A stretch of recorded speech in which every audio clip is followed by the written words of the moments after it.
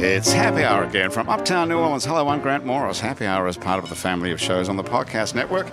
It's neworleans.com. When you walk into a bar in New Orleans and you pull up a bar stool, you never know who's going to be sitting on either side of you. What you do know is no matter what they look like, what they're wearing, whether they just got out of a limousine or just got out of jail, they're going to be happy to talk to you, because that's New Orleans, and this is Happy Hour, a cocktail-fueled 60 minutes of random conversation with folks who have nothing in common.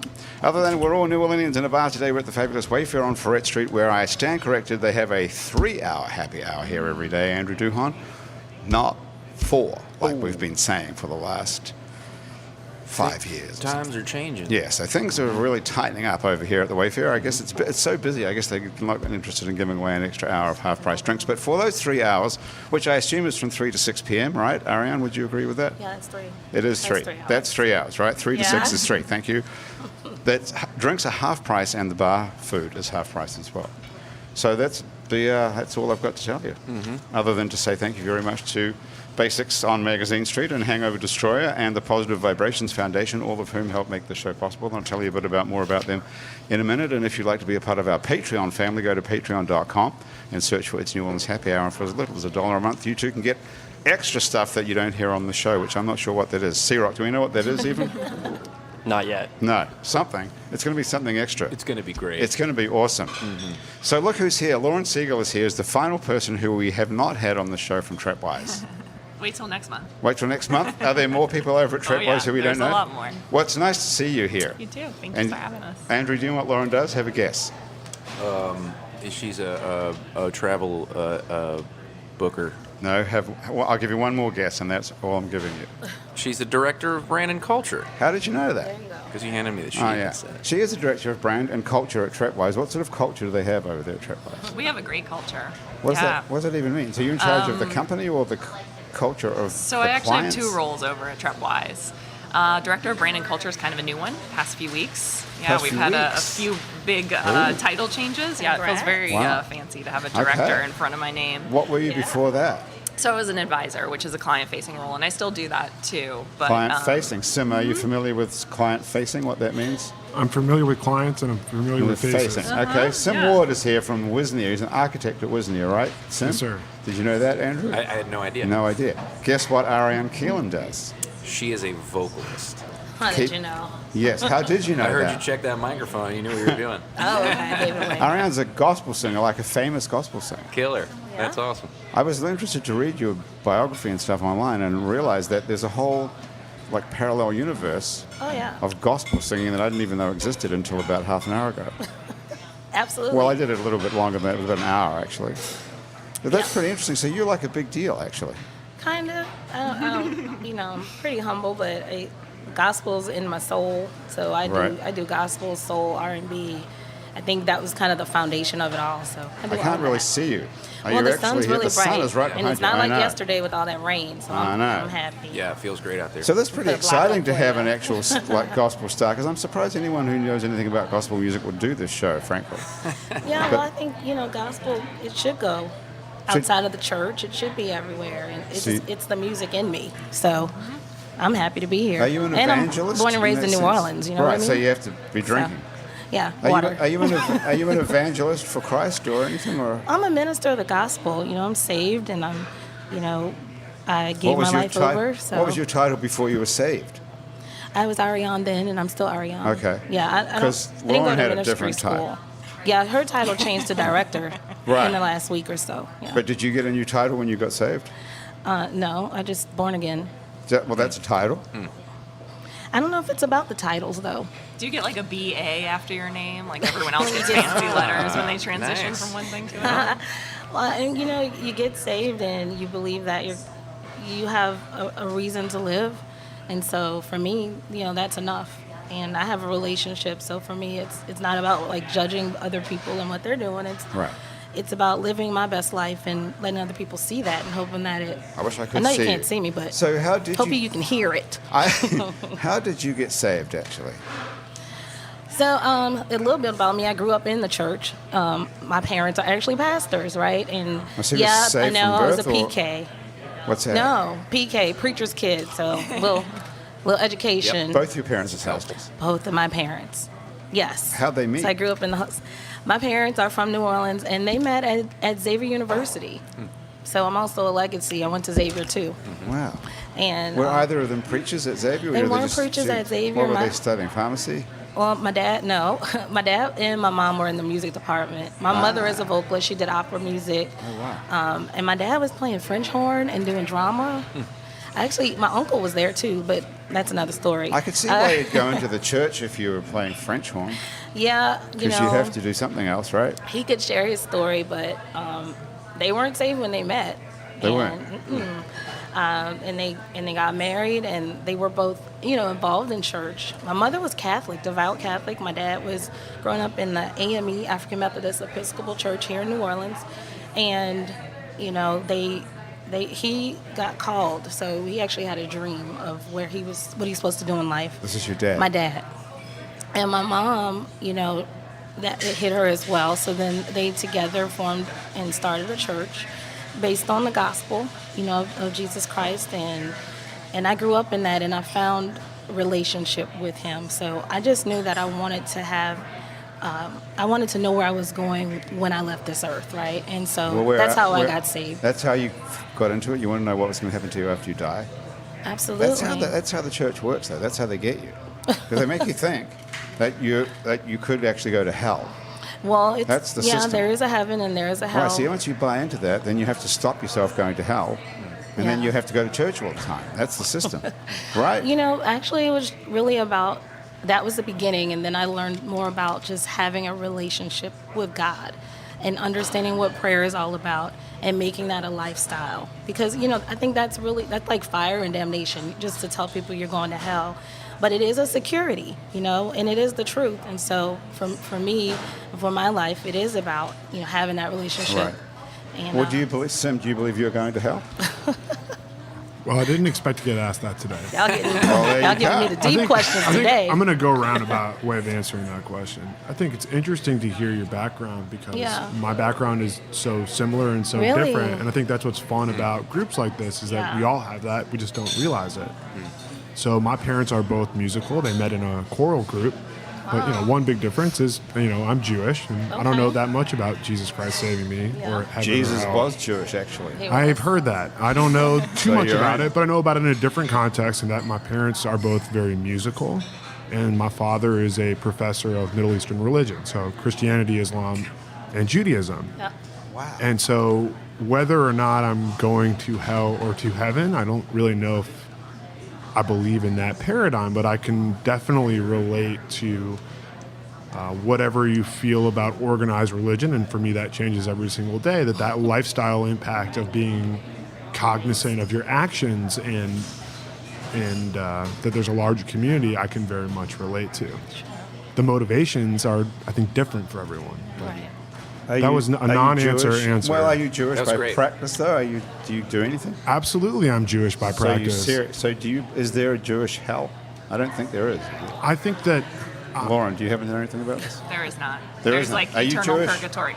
I'm Jew-ish. I like that. I haven't heard that one. Okay. I was raised. Oh, I just lost my. Me too. Yeah.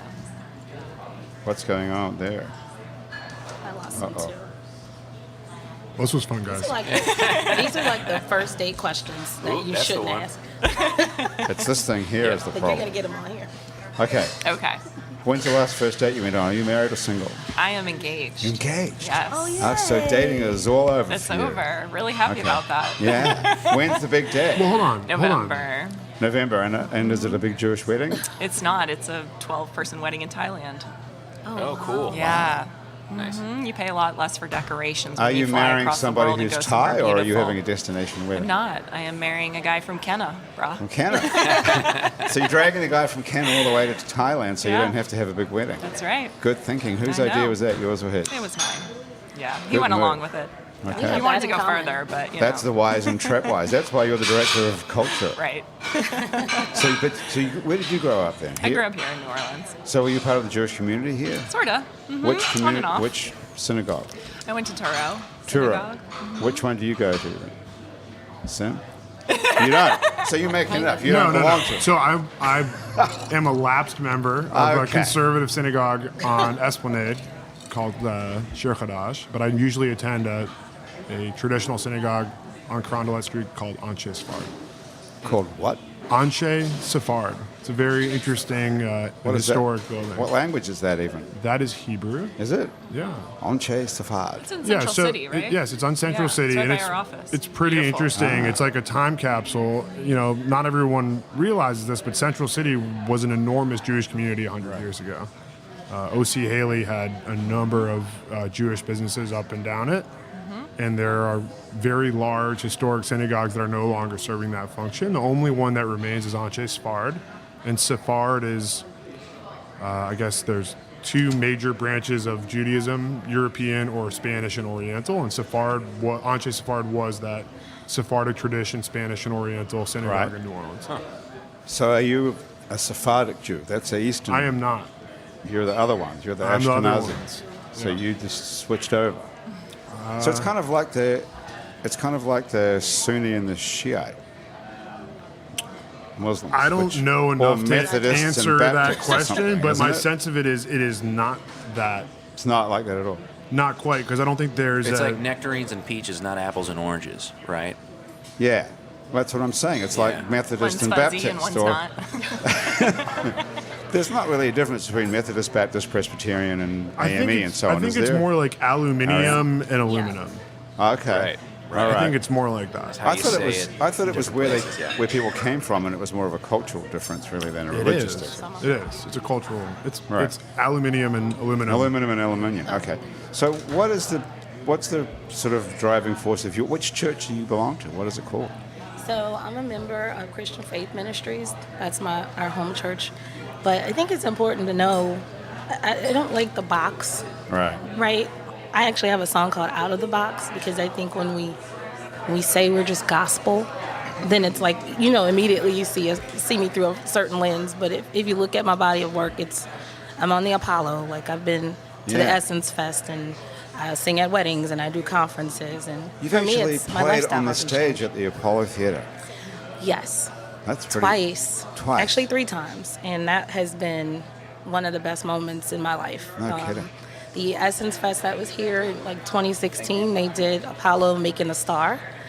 And so I auditioned. I got in line, I got there early, ready to sleep with my stuff. And long story short, I won that competition. I sang on the main stage at the big stage on the Essence Fest with Andre Day. That is the best version of long story short I've ever heard. You're Yeah. lining up outside, and the next minute you've won. I've won, and then the winnings sent me to New York, Right. and I performed Aretha Franklin, and I did a Fantasia song, and just to be on that stage where the legends, before were, was just amazing. So it's not fair to call you just a gospel singer, is what you're saying. You're not really Gospel is just. my root.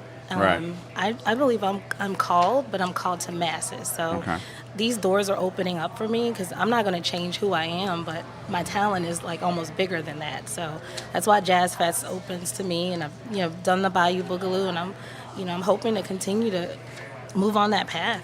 I'm a New Orleans girl ready to move. So you don't want to be labeled as a Just gospel singer. So what nothing would you like? wrong with gospel, Right. because I definitely sing it, and I sing it every Sunday now. Right. Let's be clear. People who sing the blues aren't necessarily sad people. Yeah. Think about Gladys Knight. Atheists sing gospel songs, truth be Yeah. told. I think gospel is a door opener for it's a connector, Yeah. honestly. I mean, I remember my most moving moment was I think it was one of the races, and it was the only time I've ever run 13 miles in my life. I don't know, it was crazy, Yeah. but for you. they had the church on Napoleon and St. Charles. They had their choir out, just singing while all the Awesome. runners were running by, Memorial. and I was just like, oh my god. It's so inspiring, and it's really beautiful, and That's and a it good way to reminded me get of religion Jazz when you're Fest. exhausted and you can't get a breath. That's right. Suddenly That's the there's- When he perfect had time to chill. feel God. Yeah. I want to inspire I think it was you. mile 9, so Oh, you had 4 miles. Well, that's a long way to go. 13 miles. So you've never done it again. So now I just do it for fun. Not that far. 13 miles. Do you run every day? Not every day, but a few times a week. Right. Yeah. Do you work out? Yeah, a little bit. I do walking. Walking. That's a good idea. This is me getting back into what I need to be doing. Yeah, I'm also a mom. That's not an excuse. No, that's real. But like really, I know that before. I That's had a my lot of 8 work. and my 4-year-old. So that, basically, you're stronger than a weightlifter. there you go. Yeah. Yeah. I know. I'll take them outside I and remember that we've gotten on the bike. You know, I'll play basketball with them, and then the other stuff is just trying to count steps. Oh. So you brought Reggie Nic with you here, Jay. Reggie He's in the Nic background. is He's not allowed to here. say anything, apparently. Absolutely. Well, he didn't want to. Reggie, do you want to say He anything, just wants Reggie? to say it with his. No, he doesn't want to say anything. He wants to be quiet. All right. So, do you want to play something, you guys? Yeah, come on. What are you Let's thinking go. of? What are you thinking of playing? I just want to let y'all hear something that I wrote. Yes. Yes, that would be great. Especially Yeah. since we're not going to get sued for that.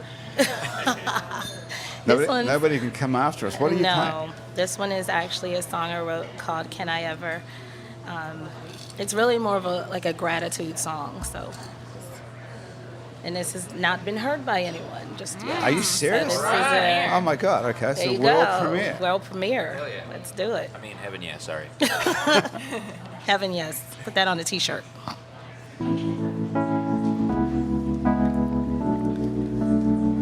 Yeah, yeah, yeah.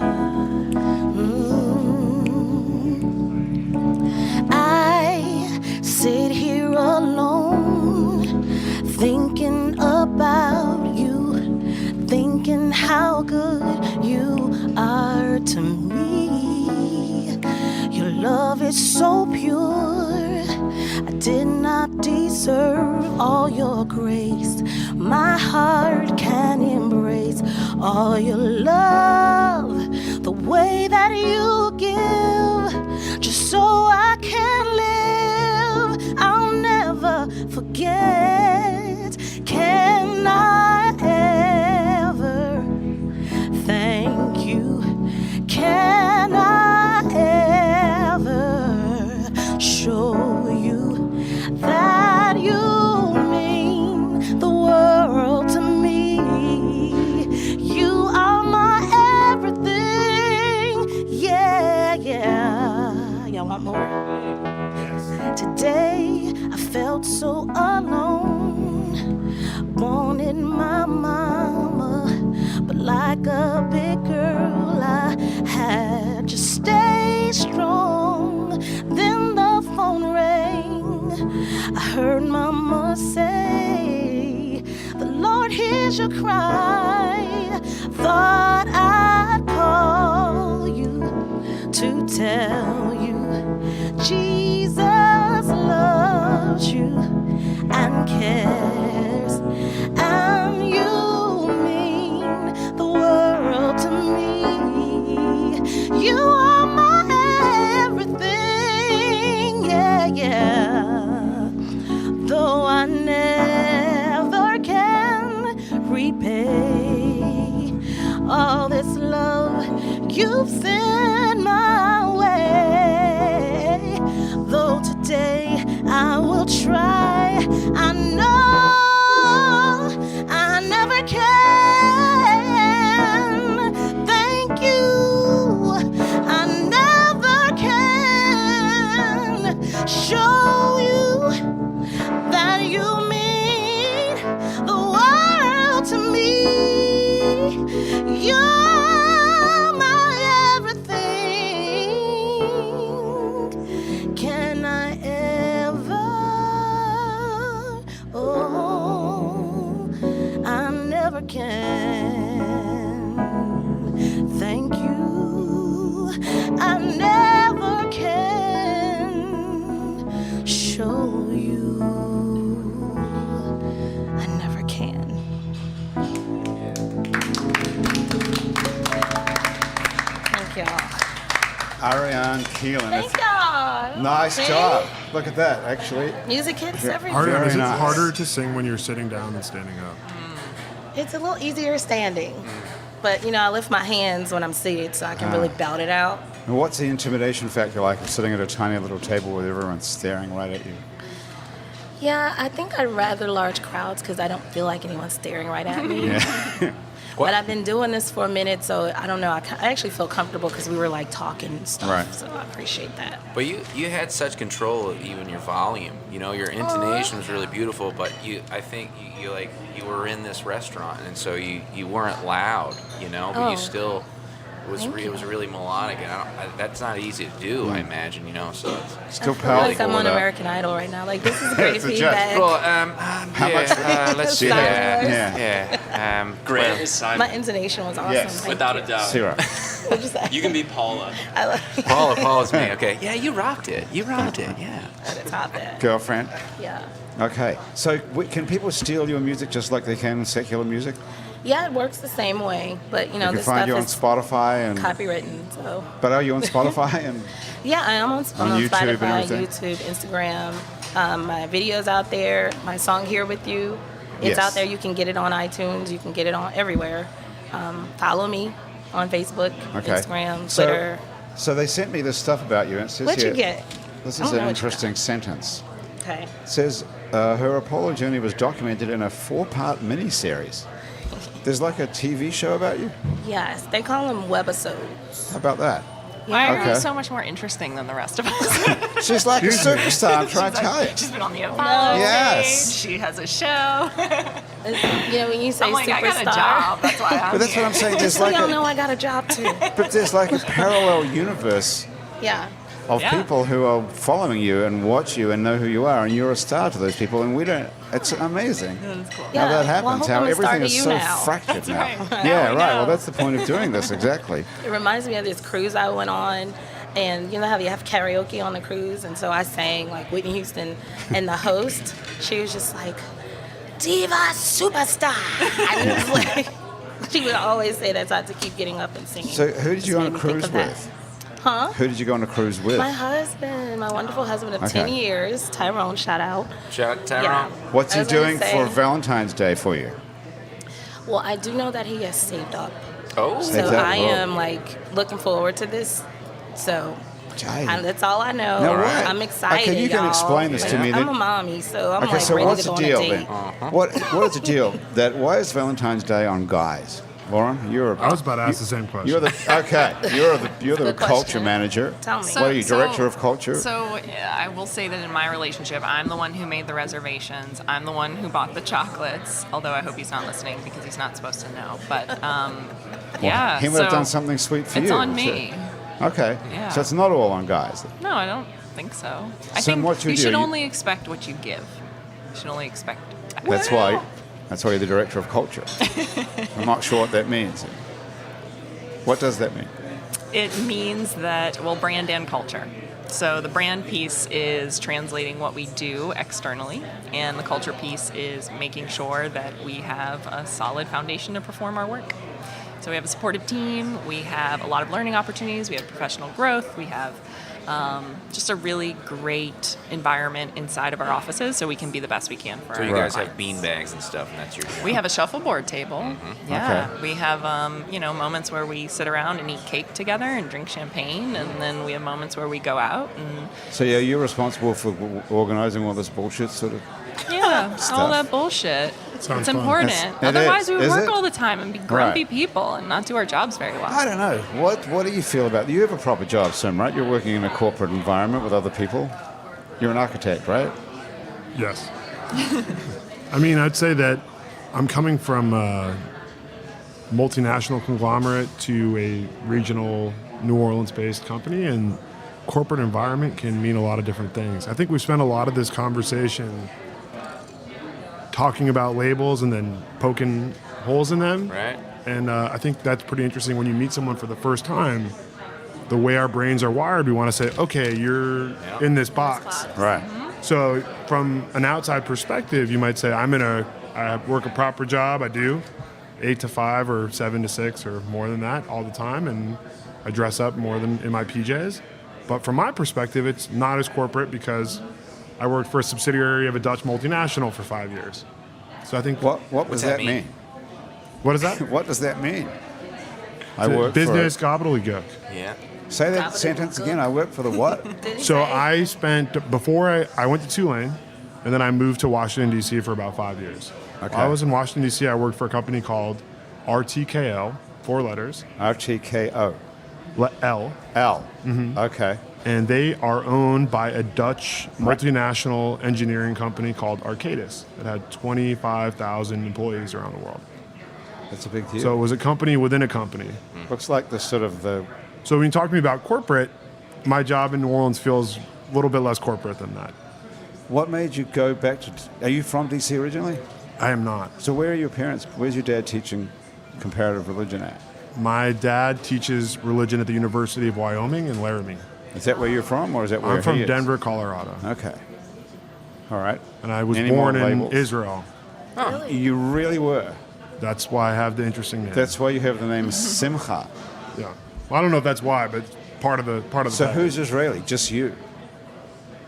Are your parents Israeli? Well, it's complicated. Okay. To make a long story short, I have 3 or 4 grandparents that were displaced in Eastern Europe in the 30s and 40s. My grandfather spent a lot of time in Palestine and then in Israel through that whole craziness of that whole war period, and had to leave and went to the States. And my parents then went back. We have family over there as well. I was born there and then came back again. Okay. Following that, Andrew? Yeah, I actually spent some time in Israel this past year. They have a program that invites a group of people in the music biz over as a little contingent to go, and a lot of them are from a Jewish heritage. I was not. I grew up Catholic, but it was an opportunity to go and see, and frankly, I didn't have a whole lot of backstory on it yet, but I read Thomas Friedman's book, Route to Israel. Route to Jerusalem. Yep. And that felt like a pretty great way to, get a crash course. But it was great to get a sense of the fraught and, historic or ancient, rather, is the word I'm looking for, history that you just won't wrap your mind around. But what a thing! And it was really helpful also to kind of introduced me to Jewish culture in a way that I had not known as a Catholic kid growing up in the suburbs of New Orleans. But what a place, Do you go back there, Sam? Yeah, I do. Okay. You want more than that? Sure. Is there any more? Yeah, I mean, it's far, right? And I think, Andrew touched on it. It has a very complicated and long history. And when I try to make it very simple for people, I said, there's a reason everyone's been fighting about it for 3,000 years. It's because it's an incredible, incredible place where you have almost every climate type in the world packed into something that's, could fit into Lake Pontchartrain, quite frankly. Right. It's very, very small. Last time I went back was 2015, so not as frequently as I would like. It's far, and Right. So do you have family that you can stay with? absolutely. So that makes it better. Yeah, that makes it a lot less expensive. It's cheaper. Yeah. Where do they live? In the city or in the country or what? Well, so, it's a small country, and if we want to really dive into this, I have most of my family in Israel is on the very far left of the spectrum, politically, and lives in Tel Aviv and Haifa and the surrounding areas. And then most of my friends that I grew up with in the States, who have moved there or moved there with their family for either religious or politically motivated reasons, fall much more on the right and amazing. are settlers or anything else like that. It's like people who come from Mardi Gras, they're the ones who are fucking everything up, I didn't say that, but it's complex, right? And so there's reasons and rationale that both hold their views and things that are correct and incorrect about everything. But I think, I'll just leave it at that. Okay. Pretty interesting to have another culture to be able to go home to, in a sense, though. I think a point to be made there that I gather when you say that your relatives are coming from the left or whatever, there is a moderation or there's a moderate stance that one will find when they look their historic enemy in the eye, I think, and hear their story and share stories. That's what I heard, and that's conjecture, but I think people who are on the ground in places where in the script are sworn enemies, on the streets are buying the same groceries and talking to each other, and it's, New Orleans is the perfect example of that, where sometimes the power structures will try to get different groups to go this way or that way, and yet somehow we all still go down to the parades and are sitting there side by side enjoying each other's companies. So I'd say, With the Saints. yeah, or enjoying the same. right. So we have much more than unites us than divides us. And it's, Well, you live in New Orleans and you travel to the Middle East. Do you think that you could, is there an example in New Orleans that you could solve the Middle East peace crisis from? Championships. yeah, I don't know. I mean, I don't think I can solve much. Really? You haven't had an epiphany? I have on not. the flight I over have there not to- had an epiphany. I mean, I think that we struggle with a lot of the same things here, honestly, that we're struggling with all over the world. It's pretty simple. If you treat everyone equally and invest in everyone and give everyone the same opportunity, better things happen. Everybody says that they do that, though, but somehow it doesn't I don't seem- think everyone says they do that. Don't you think that? Isn't that written in the Constitution even? Yeah, That but was it was right on it was cue. written in the Constitution and disenfranchised more than half of the country at the exact same time. Well, that's the whole thing. People say, I mean, everybody will tell you, every politician and every person in the church and everywhere will tell you that everybody's equal and we treat everybody equally and everybody gets All a right, fair let shake. me put it in I don't know really if everyone would say that. let me put it in really think concrete so? terms. What opened my eyes. I grew up probably drinking a little bit more of the Zionist Kool-Aid than I should have, but I think that there's a lot of principle and rightness to that. But what made it very clear for me, I work in architecture, urban design, building things, and I never realized that Muslim communities who are citizens of Israel do not get the same amount of infrastructure investment that Jewish communities do. We see the exact same thing in New Orleans. I don't need to spell it out any more clearly than that. So Right. whether or not they're enfranchised or have the same amount of votes or have political power or anything else, that's the reality of how appropriations flow. Right. And until that changes, you're going to have people that want to divide. Well, that's just what I was just exactly saying the same thing. That you can say one thing, but it doesn't actually work out in practice. Because we live in a system that perpetuates. So it's the system. It's the system. It's a systemic challenge. So and it how do we create- change it? You're a systems person, right? Sort of. Okay, in so some how ways. do we change the system? Change the culture. One person at a time. But isn't the system the opposite of one person at a time? Isn't the system, System the is a underlying? collective of the people. Yeah. It's the IPA. Is it just a collective of individuals, or is it some bigger, grander tapestry? It's the collective of individual influence that leads to the greater power. I'm not following that, Andrew. You- I mean, when we do work with organizations, one of the biggest challenges that they have is getting advocacy to change policy. So for instance, if we're looking at the education system, we're working with some organizations that provide technical education to our high school students so that they can have an alternate path to college, because that's not for everyone. Not everyone learns in the classroom. So some kids want to do media arts, some kids want to do construction, whatever it is, they can have a viable future. However, there's huge problems at the state level that are not permitting enough funding to get to these organizations to fulfill this work. And that's because the system has always expected kids to go to college, and that's the only viable pipeline for Right. growth into adulthood. So it's something that we see a lot, and the way to change it is by getting that one director to meet with the other directors to form a cohort and go through an advocacy organization like Youth Force NOLA, who can help, connect them to those policymakers and make that influence happen. Okay, is anybody following that apart from it? Well, no one's heard a following. lot. All right. I'm following. Okay. So what is the practical result of all this? The practical Yeah. result is policy change. Policy change. Yeah, so that funding can get to the right place, so that we actually do have equity in education rather than just a system that says that everyone is equal when it's actually not true. So do you believe in a socialist revolution, or? I don't know if that's what I'm saying. That's a little intense. So you just think, otherwise you're relying on people's goodness. Yeah, you're relying on the desire of each person to make an impact. And I think it goes back to the faith conversation and heaven and hell, right? Some people have heaven and hell while they're on earth. And as long as you believe that you're working towards your heaven, whether that's now or after you pass, then that's your impact. And that drives people to make change happen. That's how you kind of inspire others to follow along with you. The greater goal Yeah. at the end of the... Yeah, and we need those people in our lives to kind of make Find the make us work. I would say it's finding that commonality. I think you're saying that as well. What's the benefit for everyone? And then finding those, I'll say I have a change it's change management Right. background too. So Do you?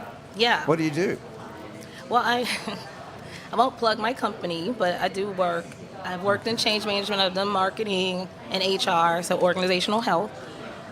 Change And, management. and most of it, Didn't make it on there. you heard of that? No. What is Most change of it management? it's about influence because change it's always happening.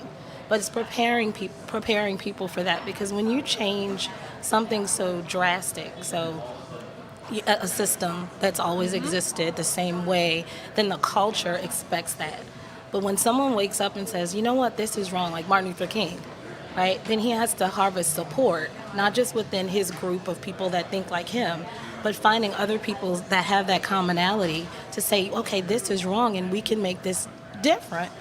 And then inspiring them. So maybe it's through gospel music, maybe it's a marathon, inspiring them to move towards that greater good or that greater goal where everyone benefits. And then, before you know it, we've all changed.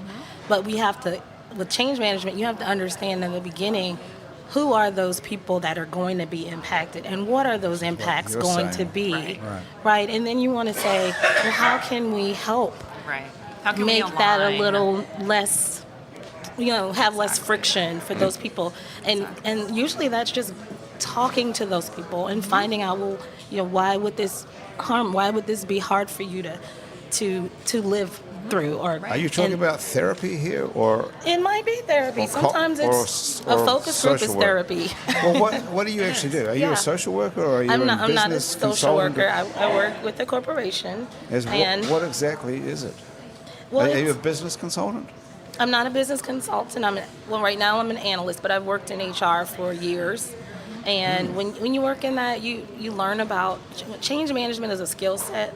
There's like certifications for it, and what's funny is that I have this parallel universe in music. Another right? one, yeah. Yeah, All right. but I see that right now the world is changing so fast, and you have to be prepared for it. And if you notice, usually that's the big fear. People think that the way that they live, if this change happens, then oh my God, that everything that I know is going to change.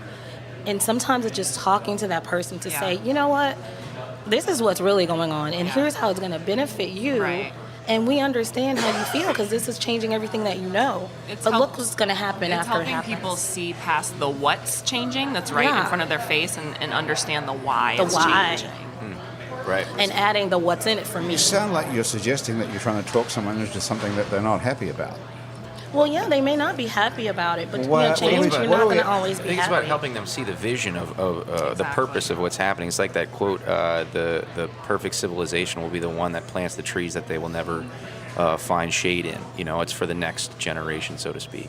But what are we actually practically talking about for practical purposes here? Like, what sort of a thing are you talking about? Well, Someone one is example. moving to a smaller office, or getting paid less, or Well, I think, What- yeah, So go there's ahead. like adopting technologies or bringing in a new leadership or bringing in a new performance management structure, a new bonus structure. There's all kinds of changes happening in the because that's what I'm. workplace. So what I'm hearing is I'm going to get paid less. I'm going to work for someone I don't like. No. Is that why you're trying? No. Grant, can I switch gears for a second? Because this is something that in my corporate world Background. that I'm thinking about a lot. And one of the things, we're trying to instill an environment of continuous improvement and of growth and of education, and that's a change for. Go on. Sorry. Oh, sorry. That was sign language. I didn't know what that meant. Anyway, so what I'm curious American about is, Sign. as you come in as a change consultant, or you come in brand and culture a little bit outside of, I know you're also client-facing analyst, but when you come in from outside of a team and try to implement a change, it doesn't stick. Right. That's my experience. Definitely. My experience is that if you don't get buy-in from the 22-year-olds that are starting and from the people that are a little bit older that are leading, Totally. nothing Stakeholders. happens. You just bang your head against the wall. So I'm wondering how you confront that and encourage change when you're coming from outside of that dynamic. Well, so the first step in the process, and I'm sure you share the same thing, is the stakeholder consultation process. So when we go into an organization and they're facing a challenge, or we're doing strategic planning, or they're thinking about changing their commission structure, whatever it is, we most of the time we'll begin with talking to 360 degrees of the organization. So we're talking to leadership, we're talking to, entry-level folks, we're talking to everyone in the organization. If they have a board, we're talking to the board, we're talking to users or customers, whomever is, walking in the door every day and actually buying these services, to see what is it that is going to be the best form of that organization in that person's point of view. And so after that process, which could be a month, it could be a 6-month process, we have done everything between 5 and 250 people in that process. And so then what you do is take the key themes and the insights that come out of that. There's some commonalities across all of those groups that you can identify and put little nuances on them so that they make everyone happy in the end. And so that's where you start your planning when you're planning for a big change for the future of an organization. And this is the sort of thing you do as well, Arianne? I've done some of it. Okay. Is it a secret who you work for, or something you can't say? It's like I'm not here as a representative of the company. So we don't want to talk about that. Yeah. Okay. All right. I don't want you to have a lawsuit or nothing. Isn't the change we see often change that's not helping the powerless? It's change brought down from the powerful to disenfranchise the powerless. That's why we see pushback, because rarely is there change that is actually altruistic. Are we talking about society, or are we talking about I'm going to interject. I'm going to interject with a book I'm reading right now. The change that we are seeing that's put in front of our face is that change. The change that we're not seeing and not talking about is all the other change. It's, bad news is news. Dad came home to his kids last night is not news, but that's good. So there's lots of things that are constantly changing that are making things better. People organizing, people doing things differently. But you're not going to hear about that on Fox News tomorrow night. You're going to hear about these guys did this to those people. What book was it that you were reading? So I started to read The Tower in the Square by Niall Ferguson. So that's where I'm starting to think about that. Gotcha. Tower in the Square? The Tower in the Square. What's that about? Is it a management, or is it cultural? It's essentially history and history. Okay. The sub-headline is Networks in Power, from the Freemasons to Facebook.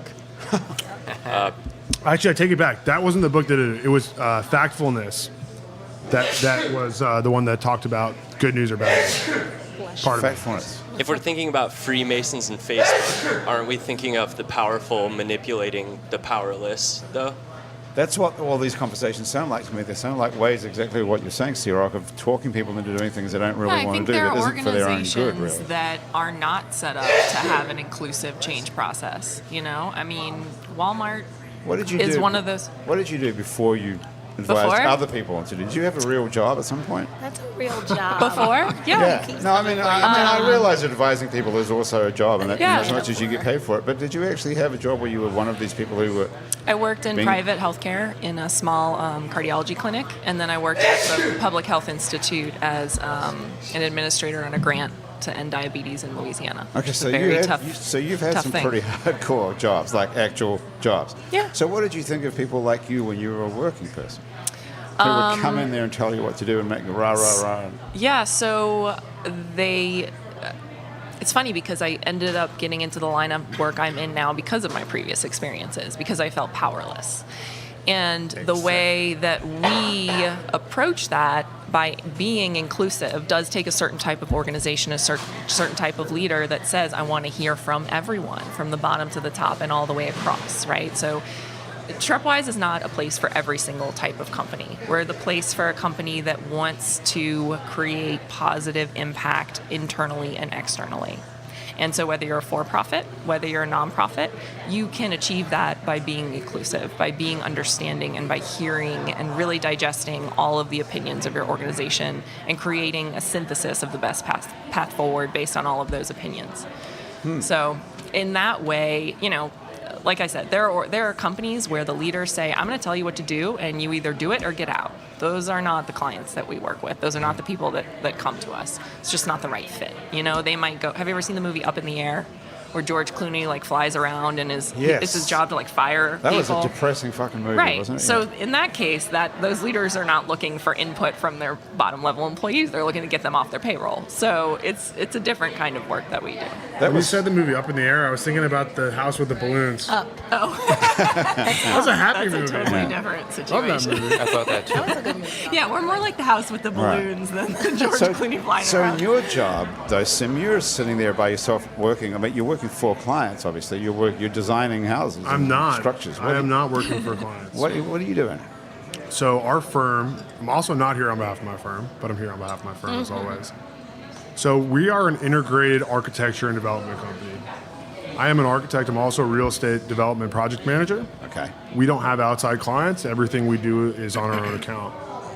So we have a project under construction in downtown New Orleans right now on Carondelet Streets, 62 residential units and 20,000 square feet of ground floor retail. Adjacent to that, we've got the next project in New Orleans, which is 140,000 square foot new construction building. We've also got projects in Alabama and Texas. I think what really makes us unique is that we're both owner, designer, and operator of all these buildings. Do you personally own any of this? Of course not. So you're working for this company. I work for this So company. you've yes, bought sir. into it because you're describing here that you're the owner, designer. They've got some really interesting things going on, and actually, I want to ask you about this Yeah, so- like dorm style co-living thing that Okay, y'all so are tell doing. us That's the name of pretty the company innovative. first. It's called Wisnia. It's called Wisnia Architecture and Development. It's a WISZ. second generation architecture and development. And when you ask who owns all of this, our owner, Marcel Wisnia. So Mr. Wisnia owns all this. Okay.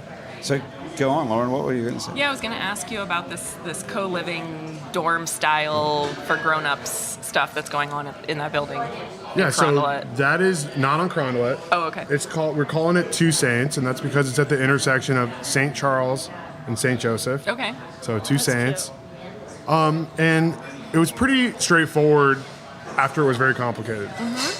People have been living informally with roommates since the dawn of time, whether that's, people going on Craigslist together, that's not the dawn of time, towards the Barbizon Hotel in New York City at the turn of the last century, where young women who were moving to New York had a place to share a living environment and share a social community as they got new jobs in the center of the city. What we're trying to solve with this building is that buildings have not been built to intentionally share. They've been built for one or two people to maximize the amount of money they pay for a beige box, essentially. They haven't been built and designed with consideration to how architecture can influence community building. And so with this project, and because I work for a guy that is an architect and developer and thinks a little bit differently and has a longer term vision than some of the other folks that you'll see, what we're doing is building a 218 bed co-living facility. I don't really call it a dorm, but I can understand why people would say that. And every single bed in this building is priced that it will be affordable to the average person that lives in New Orleans. So there's a lot of challenges that I'm very used to hearing about that. It's like, oh, so you're telling me I'm going to rent a bedroom, bathroom, and closet, but I might not know who I share my unit with.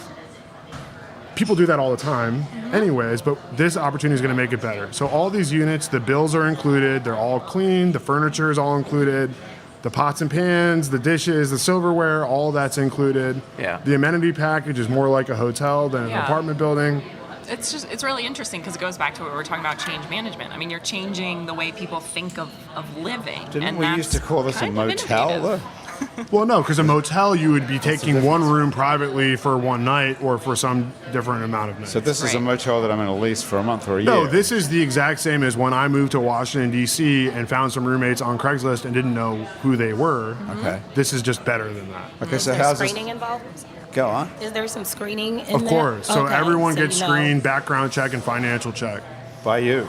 Nothing by me. And I think that's a really good point. Who's doing that? So there is a company out of New York City called Common, and it's not like this is a thing only in New Orleans. It's happening all over the country, and it's not just New York and San Francisco where things are really expensive and it makes sense. It's also Chattanooga and Syracuse and places where it's totally a lifestyle decision. So I'm seeing 3 tiers of bed pods that surround a kitchenette. Is that what we're talking about? Not quite. Not quite. All right. Yeah, I mean, it would never compete here if it was that, because New Orleans is not a coastal expensive market like that. It has to make sense. Right. So I think why it makes sense here versus elsewhere is I share a shotgun house with my wife. right? This is a real life. You actually do. You're not making this up. I'm not making any of this up, but I am married and I do live in a shotgun house. Okay. And in a shotgun house in New Orleans, if you live with more than one person, there is no privacy. Period. Full stop. You have to walk through someone else's bedroom, or even when you live with your wife, there's still no privacy any other way. You can't separate because the rooms all connect to each other. To go to the kitchen, you got to go through all the rooms, right? So that's what everyone is experiencing. The other thing, they don't have any closets, they don't have any storage, and you share a bathroom with everybody else. So what we're doing in this place is everyone gets their own bedroom, their own bathroom, their own walk-in closet. There's some that are not walk-in, but they're big, and that's yours. That's totally private. That's typical as what you see at any new apartment building downtown. And people want that, and they just can't afford it. So what we're doing is by dividing it up piece by piece, we're making it much more affordable. When you share a living room, dining room, kitchen, which is about 2 times as big as a conventional apartment building, and it's designed to have discrete zones. So if you're in the kitchen and I'm in the dining room and you're in the living room, we're all in one room, but there's enough space for us to do our own thing or to be together. Sounds pretty cool. You know, I will say that I recently changed roommates. I've been living at the same place in Mid-City for like 4 or 5 years now. I'm not in town a lot, so it's great. I don't have time to move is what I like to say. But it's also a great spot, and our bedrooms are in a shotgun, but they back up. So, you know, we have more or less the best privacy you can get in a shotgun. But what I did notice, and what I wanted to get to, is my last roommate was hanging out with his girlfriend a lot more. He wasn't around. And now I have a roommate who's around more, and it's kind of fun to hang out with him. I imagine this commune style. It's like, oh, my dude's over there. Or, oh, you know, I was hanging out with her the other night. Let's get a coffee. You know, there's a little more so that sounds camaraderie. pretty interesting. I want to jump in on that because that point's really important. We have a bunch of multifamily apartment buildings that we have designed around the country. And when you live in a regular apartment building, you have a hallway, and you walk into your apartment, and you never meet anybody. Right. When you live in New Orleans, not only are you meeting the people you're living with, you're hanging out on your front porch. Cheers, good to see you. Yeah. Meeting all your neighbors. Yep. When you live downtown in an apartment building, it shouldn't be any different. So this building's been designed so that every unit has a little front stoop. It's not huge, but it's talking exactly about that. That's a great idea. So everybody gets a balcony. So, it's a front stoop, a little seating area in front of the apartment that opens to a courtyard. And the idea is exactly what you said. If you end up getting to know the people you're living with, you want to stay and be a part of the community. Yeah. Otherwise, you're just chasing the lowest rent or the coolest amenity. This is a super cool idea. It's called Two Saints. Yes. 2 Saints. Okay, talking about saints. Do we have another song from That's a perfect segue. Arianne Keelen? It's I my gospel roots right now. know. What are you We're going to talking play about for us? community and saints, and I'm going to do a hymn. It's going to have a little beat to it. It's called God Has Smiled on Me. Have y'all heard that one? I don't think so. No, Andrew Good, more could do education backup. today. Andrew That's can do good. backing vocals for you. And it's easy, so feel free to sing along. Pick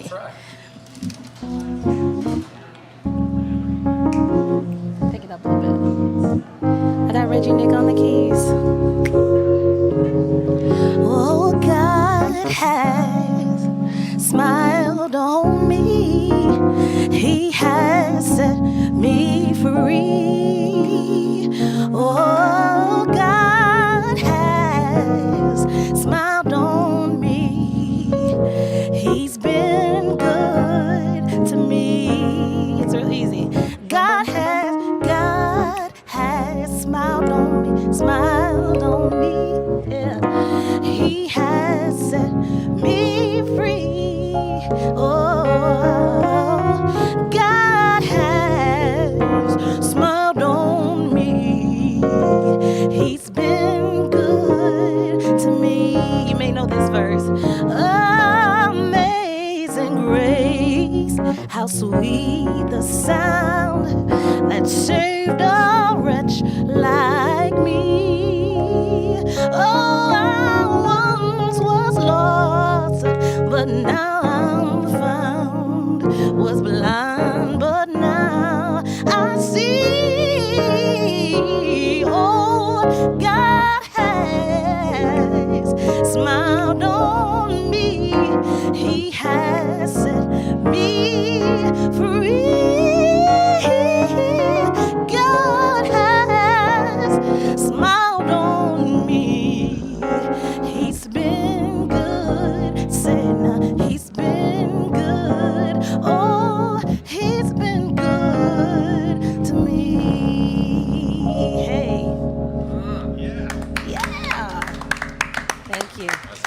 God is smiling. What does he look like? He's smiling on me. Is God always He's happy? in the wind. Is he smiling constantly? He's always happy? I feel like that. You know, think? I Is feel it like he? he's Is smiling Is your on God me. always happy, Sim? I want him to smile on me. Yeah. Yeah? Is it the same God? He's been good. Absolutely, maybe. Yeah. You ever seen those? Absolutely, maybe. He's been good to me. Grant, you seen those shirts that say God is a black woman? I have not seen those shirts, no. They're Is around. it? Speaking of, can I just say happy Yes. Black History Month, everybody? Amen. Have, Okay. Yeah. All right. for that. And I hope you guys will come and see me at Jazz Fest. Okay, to tell us where we can see you, because Please. we're going to have to get out of here in a second. So where do we Absolutely. find you? First of all, you can find me at Arrianne Keelen. That's ARRIANNE. Keelen, which is KEELEN. I have my own website. I'm on Facebook. You can put in Ari Key on Twitter. I'm on Instagram. And then I will be at Jazz Fest. This is my second year. I'm super excited. The first day is Locals Days. If you're local, come out and see Yeah, me. that's I'm going to be Thursday, at the 12:05. 25th of The 25th of April. That's going to be the best day That's at your Jazz Fest, birthday. actually. It's your birthday? Yay. Hey! Can you April get 25th. up? Can you get up on stage with Arianne? I'll What be like, stage are you Lauren, on? hey, Yeah. shout out What to Lauren. stage It's are her you birthday. on I'm at? going to be in the gospel tent. The gospel tent at- This is the at 50th noon. year, y'all. So Yeah, I'm like right. really excited. Mahalia Jackson, like, come on. 50 years, and I get to be on that stage. So this is So, Thursday, the 25th of Thursday, April, the which is going to be 25th the of only April. good day to go to Jazz Fest. That is the Frankly. locals day. It's the Yeah. cheapest day Oh, if you're yeah, local. there's discount. And So it's the- please, y'all, it's check the me f- out. It's the first Thursday this year, not the middle Thursday, which is the Rolling Right. Stones. This is a new day. Yeah, They've this is the added this first day. This is not the Rolling Stones This is going to day. be the greatest Jazz Fest day in 50 years, probably. Yeah. actually. I think I Yes. got to go to that. Yeah. I'm like, I would you be want there to at be a 12 part of o'clock it. for that, yeah. Come see me, Okay, cool. And check me out on all social media. And please go see my video, like me, follow me, buy my single. Okay. I'm independent right now, so All right. the support Well, it's been counts. a pleasure to meet you, been Arianne great Keelen. meeting I you must too. say, I've heard all about you over the past little Months and while. Yeah, Monique Pyle, our music director, told me that you're an awesome genius, and Oh, she is she's so right. sweet. You have a great voice, Thank and you. it's Yeah. been great to find out what's going on in the gospel you. world. I mean, it's an interesting doorway that we Yeah. can, all of us can walk through and check out more Door. about it. Thank you so much for That's being my here. goal, to be the door. And Lauren Siegel has been here as well, who's Yeah. currently the director of brand and culture at Trepwise. But maybe you'll be promoted beyond that. Who knows? Maybe I'll be. What's the next step up? The evil genius of Trepwise. I don't know. Someone's got to be in charge of that place. What right? happens after you become director of brand and culture, which was only 3 weeks ago? What were you surprised by that promotion, or were you expecting? Kind of, sort of, not really. Right. Yeah. You thought it was I wasn't about- expecting a title for it. Okay. I was just expecting, hey, you do this. All right. Cool. More money? So You get paid more, right? I do not. No. You need to talk about but we get change. treated Talk very about change well, so management. I can't complain too much. You could do some change management on that. You see, that's what I mean by this whole culture. This is this whole thing where they talk you into doing what they want you to do, but they don't actually reward you for it. It's about what's And somehow rewarding you've for just her. totally drunk we the get very, Kool-Aid we over get it. very well rewarded for You for do? our work. What's Yeah. that? What's the reward for her? Okay, that's a good way of So looking she at may be it. getting the best reward More for than her. just money. Right. Life is not just all about money, And we Arianne. see Just that with remember generations. Right. People have different reasons. Yeah. So We get Yeah. opportunity to grow the company. So Maybe you'll go to heaven. exciting. That's enough for yeah. her. Trepwise on the moon. All right, okay. And Sim Ward, do we call you Simcha really, or That'd be great. most people call you that? No. They don't. I mean, I'm used to hearing everything under the sun, so I'm cool with What's the most common misconception? Simcha? it. Simcha is the most common. Right. Yeah. That sounds cool, actually. I'm good with it. I complained once that I didn't have a nickname, and then someone turned around to me and said, "Everyone calls you Sim. Isn't that a nickname?" I said, "Oh yeah, I guess that." It is totally a nickname. Yeah, it is. Oh, it's been great to meet you. We didn't really get to talk too much about That's okay. the changing face of downtown New Orleans. We don't have to talk about that, but I do want to thank my old neighbor for inviting me to be here and to meet all of you guys. It was super fun. Your I old neighbor appreciate is it. Graham DePonte, our Yeah. producer. Oh, that's great. Yeah. So you got out of that neighborhood. You used to live next door to her. I reluctantly got out of it. I'm rude today, and I'm looking forward to moving back as soon as I can. Where are you?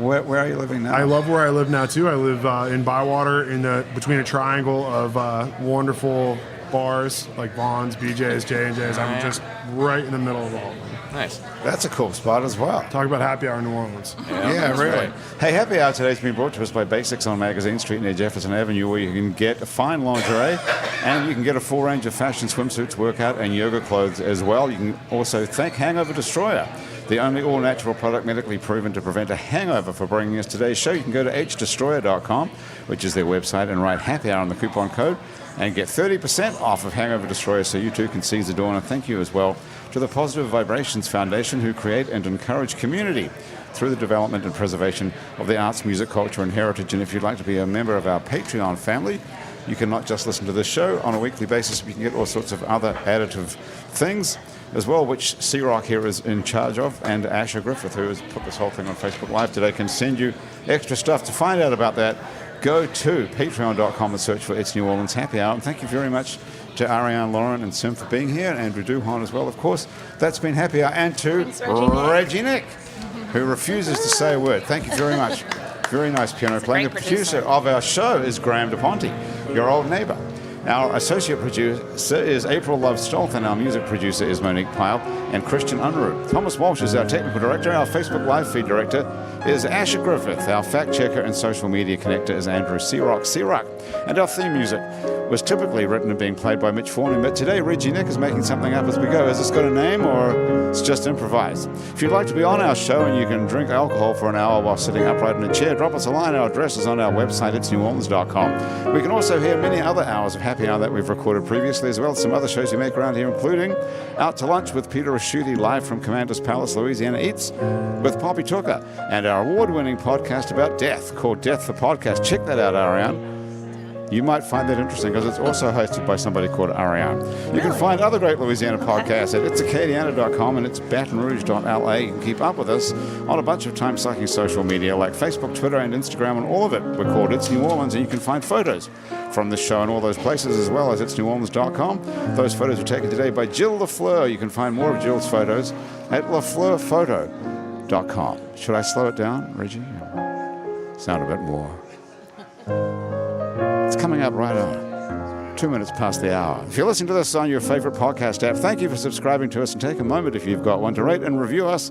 That helps other people find us. If you're listening to us on Spotify, you can follow us and get Happy Hour delivered to you each week. This show was recorded live today at Wayfair on Fred Street in Uptown New Orleans. Happy Hour is a production of I Know Broadcasting for itsneworleans.com. For Andrew Duhon, myself, everyone around at the table here at Wayfair and back at our office at I Know Broadcasting, thank you so much for joining us. I'm Grant Morris. We'll see you back here next week for more Happy Hour. Nice go, Reggie. Thank you. Celebrate Venus Fashion Week and discover the new fall fashion collection while saving at Venus. This weekend only, spend $100 and get an additional $15 off. Spend $150 and get $30 off. Just go to Venus.com and use the promo code SWEATER to save today.